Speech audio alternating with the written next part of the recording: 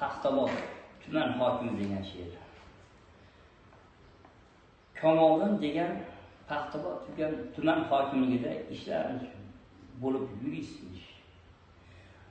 Bir kambag'aldan 760 ming pora olib turmaga o'tirib 1,5 yil yana kelib ishlaydigan turistmish.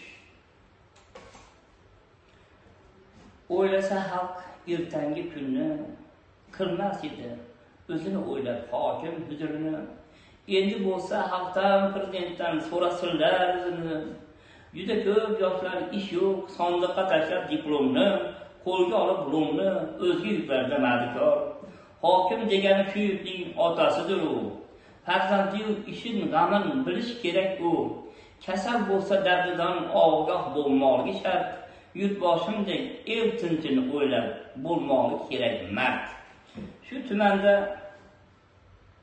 qanday quvonchu g'amin bilmoqligi shart.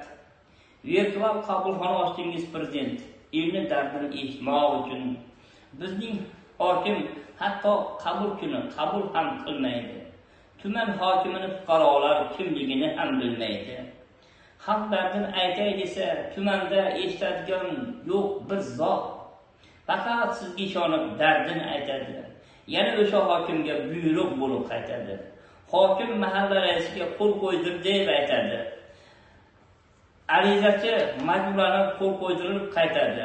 Hokim bajarmasdan turib, bajardim deb sizga javob aytadi. Bo'lgan bu ishlardan yo'qotishlar qaytasan, yana sizga umid qilib virtual qabulxonaga aytasan. Qachongacha bu hokim dastidan sarson bo'lib yurasan?